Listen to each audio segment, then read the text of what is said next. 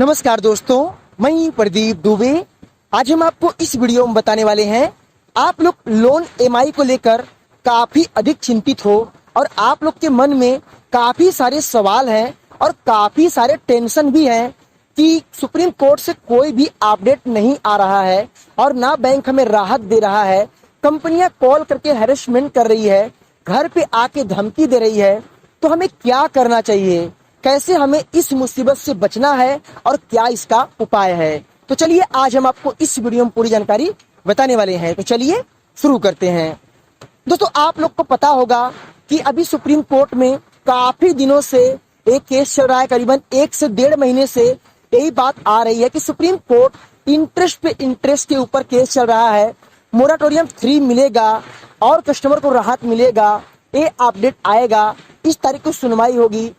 दोस्तों, यही सवाल आप लोग को सुनने को बार बार मिलता है, बट दोस्तों अभी तक कोई भी ऐसा लेटर जारी नहीं किया गया कंपनी और बैंक के अधिकार में जो कस्टमर को हैरेसमेंट कॉल और घर पे जाके धमकी देना, परेशान करना और ईएमआई के लिए हैरेसमेंट करना, ऐसा कोई लेटर अभी तक जारी नहीं हुआ।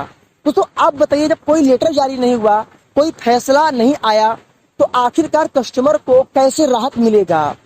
दोस्तों, जब कोई फैसला अगर वो जारी किया जाता है तो उसमें एक नियम और एक रूल और एक पॉलिसी बनाई जाती है जिसके अंडर कंपनी और बैंक को चलना पड़ता है। बट कुछ सवाल ऐसे हैं, कस्टमर सवाल पूछ लेते हैं कि अभी पैसा तो नहीं है, हम कहाँ से पे करेंगे और क्या हमें जो है करना चाहिए। दोस्तों देखिए, यहाँ पे प्रॉब्लम आपकी नहीं है। मैंने आपको अपनी पिछली वीडियो में और बहुत सारे वीडियो मैंने आपको बताया था कि प्रॉब्लम अगर एक लोग की होती तो कोई बात नहीं, आप डिफॉल्टर माने जाते। दोस्तों, जब पूरे इंडिया में आप लोग को पता है कि 40 से 50% लोग की प्रॉब्लम है और सभी लोग का यही प्रॉब्लम है कि ईएमआई न पेड करना। काफी लोग के एरिया में अभी कोविड का असर पूरी तरीके से फैला है, काफी लोगों का जॉब चला गया है, काफी लोग को जॉब मिल नहीं रहा है, लोग कहां से ईएमआई पेड करेंगे। पर दोस्तों यहाँ पे सवाल ये है कि इसमें सरकार और गवर्नमेंट और सुप्रीम कोर्ट आरबीआई को एक चीज समझना चाहिए कि जो टाइम पे टाइम बढ़ाया जा रहा है, ये क्यों ऐसा हो रहा है। दोस्तों देखिए, यहाँ पे सवाल ये है, आपको पता होना चाहिए कि बैंक का अगर नुकसान होता है तो बैंक जो है वो सारा आरोप थोप देगा आरबीआई के ऊपर, क्योंकि जो पैसा, जो लेखा जोखा सब कुछ रहता है वो आरबीआई के अंडर में रहता है और इसके बाद बैंक को भी देना पड़ता है सारी हिसाब किताब कि हमारे सिस्टम में क्या नियम है, क्या रूल है, क्या पॉलिसी है, सब कुछ चीज क्लियर करना पड़ता है। अब तो यहाँ पे अगर कोई भी फैसला अगर बैंक के ऊपर, कंपनी के ऊपर अगर जबरदस्ती थोक दिया जाएगा तो उसमें जिम्मेदार आरबीआई और कानून को बैंक मानेगा कि ये चीज हमको लागू किया गया आपकी तरफ से और इसका जिम्मेदार आप लोग होंगे। इसलिए दोस्तों, इस चीज को छानबीन करने के लिए बैंकों ने कोर्ट से एक ही अपील किया कि हमें और टाइम दीजिए, हम जो है पूरे डॉक्यूमेंट को, अपने पीआईएल को पूरी चीज से यहाँ पे जमा करके और यहाँ पे दिखाएंगे कितने लोग ईएमआई पेड कर रहे हैं और कितने लोग मोराटोरियम नहीं लेना चाहते हैं और कितने लोग के पास पैसा है और कितना बैंक अभी घाटे में चल रहा है। दोस्तों यही सब सवाल है जो सुप्रीम कोर्ट के सामने 5 अक्टूबर डेट से आ सकता है और सुनवाई भी हो सकती है। दोस्तों यहाँ पे सवाल ये है ईएमआई को लेकर, तो मैं आपसे फिर से रिक्वेस्ट करूंगा कि अगर दोस्तों आपके पास कॉल या धमकी भरे कॉल आते हैं या कोई आपके घर पे आता है या आपको धमकी देता है, हैरेसमेंट करता है, आपके संग बदतमीजी करता है, दोस्तों आपको डरना नहीं है। देखिए दोस्तों, आपको पता होना चाहिए कि आप इस महामारी से बाहर तो निकल चुके हो। आपने इतने बड़े महामारी से निकल के आपने इस जंग को अभी पूरी तरीके से जीता नहीं है, बट दोस्तों कुछ चीजें नॉर्मल तो हो चुकी है, बट अभी भी महामारी है। तो यहाँ पे सवाल ये है उन लोग को हैरेसमेंट और धमकी भरे कॉल और घर पे आके डराने का। तो आप लोग को किसी से नहीं डरना है। दोस्तों देखिए, यहाँ पे सवाल ये है, अगर आप डरोगे तो आपके ऊपर ऐसे ही थोपा जाएगा कि आप पैसा पे करो। तो दोस्तों आपने कोई जुर्म नहीं किया है, ना कोई मर्डर किया है, आपने ना किसी का पैसा बेईमानी किया है।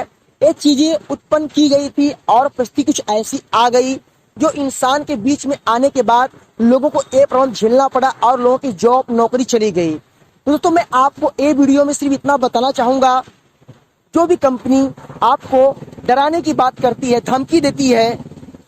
आपको इसको डरना नहीं है और हिम्मत से काम लेना है। और दोस्तों पैसा आएगा तो आप लोग पे करोगे, ये मुझे पता है दोस्तों। पैसा किसी का हो हर आदमी लेना जानता है, पर दोस्तों अभी माहौल ऐसा है कि लोग पैसा कहाँ से दे पाएंगे। तो मैं आपको ये वीडियो में ये जानकारी शेयर कर रहा हूँ। आप लोगों को अभी दोस्तों किसी से नहीं डरना है।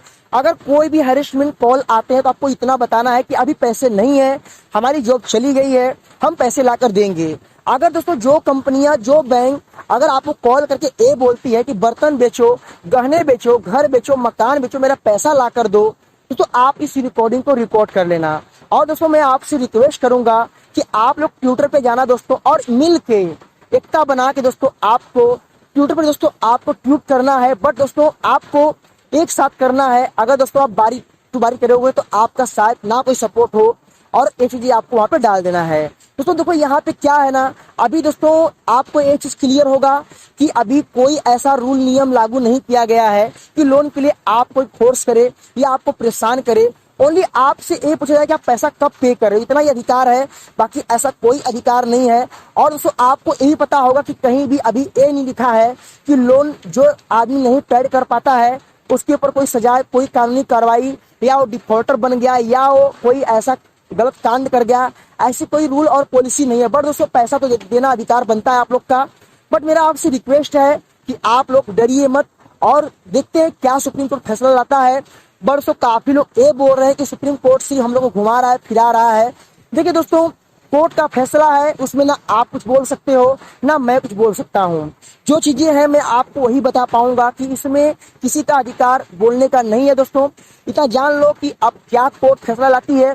बट दोस्तों इतना मैं आपको जरूर बता सकता हूँ कि अभी ये मैटर जो चल रहा है इसमें दोस्तों हो सकता है, मैं सिर्फ एक अपना अनुभव शेयर कर रहा हूँ कि और शायद टाइम जा सकता है। तो इसलिए दोस्तों क्योंकि जब 1 से 1.5 महीने में यही बातें आया कि इस तारीख को क्लियर हो जाएगा, ये टाइम को क्लियर हो जाएगा, ये बातें लागू हो जाएगा, बट दोस्तों अभी कुछ क्लियर नहीं हो पाया। दोस्तों ये कहानी चलती रहेगी, और काफी लोग सितंबर में ईसीएस पेनल्टी चार्ज पे किए और अक्टूबर में पे कर रहे हैं। आज दोस्तों 2 अक्टूबर, और काफी लोगों का ईसीएस बजाज से बाउंस हुआ होगा और काफी बेचारे पेनल्टी चार्ज पे किए होंगे। अब दोस्तों अभी कल आएगा 3 अक्टूबर, ऐसे ऐसे लोगों का ईएमआई का डेट आता रहेगा, और सुप्रीम कोर्ट का फैसला जब तक आएगा काफी लोग तो ईसीएस में लुट जाएंगे। अब दोस्तों देखना यह है क्या फैसला होता है, क्या इसमें आती है रूल और पॉलिसी। अब ये तो दोस्तों कानून के ऊपर है। बाकी तो डरना मत, जिंदगी में दुख सुख लगे रहते हैं। आपको पता है कि इंसान के जीवन में एक कानून में दुख तो एक कानून में सुख ये रहते हैं, और ऐसा नहीं है कि आप के जीवन में अगर ऐसा दुख आया अब इससे बाहर नहीं निकलोगे, आप जरूर बाहर निकलोगे। बट मेरा आपसे एक रिक्वेस्ट है कि आप इस टाइम को और इस समय कभी भूलना मत कि आपके इस दुख के घड़ी में आपका सपोर्ट कोई नहीं किया। आपको जिससे उम्मीद थी उसने भी सपोर्ट नहीं किया दोस्तों। तो समझ जाइए कि मैं क्या कहना चाहता हूँ। और लाइफ में अगर आपको ये सीख आज मिल रही है इसको याद रखना, और हमेशा जीवन में दोस्तों लोन लेने की कोशिश कम करना, अपने ताकत पे और अपनी हिम्मत पे भरोसा रखना। दोस्तों मैं आपको अपनी पर्सनल बातें शेयर कर रहा हूँ। दोस्तों जो आपके पास है उस पे आप सदा यकीन करना, जो आपके पास नहीं है, जो आने वाला है, उस पे कभी विश्वास मत करना। अगर दोस्तों आपके हाथों में पैसा है, अगर आपके जेब में पैसा है, तो उस पे आप सदा ट्रस्ट करना, क्योंकि वो आपके पास हमेशा रहेगा। और दोस्तों जो आपके पास नहीं है उसके बारे में कभी आप सोचना भी मत, कि दोस्तों जो आपने मेहनत से कमाया है वो सदा आपके पास रहेगा, और आपको वो पल हमेशा याद भी रहेगा कि मैंने पैसा मेहनत से कमाया था। दोस्तों मेरा आपसे यही रिक्वेस्ट है कि लोन लेने की कोशिश कम करना, कि दोस्तों लोन आपके लिए हमेशा एक सर दर्द बना रहेगा। लोन तभी लेना जब आपके ऊपर कोई ऐसी विपत है जहां मौत और जिंदगी का सवाल है। तो खुद पे भरोसा रखो, अपनी हिम्मत को मत हारो दोस्तों, की हिम्मत इंसान का क्या से क्या नहीं करवाता है दोस्तों आपको पता होगा। तो अपने अंदर हौसला लाइए दोस्तों, काम करिए और लड़िए दोस्तों। लोन के लिए कोई आपको फांसी पे नहीं चढ़ा देगा, ये मैं आपको क्लियर बता देता हूँ। ये बातें याद रखना और आगे बढ़िए। जो होगा अच्छा होगा, बाकी छोड़ दो कानून पे और भगवान पे। जो होगा अच्छा होगा, बस मैं आपको बताना था। तो अगर मैं आपको बता पाया हूँ, थोड़ी सी आपको मैं अगर मोटिवेट कर पाया हूँ, तो एक लाइक कर देना और इसको दोस्तों में शेयर कर देना, उनको भी ये बातें मालूम चल सके। तो बस इतना ही कहना था। तब तक के लिए जय हिंद, वंदे मातरम।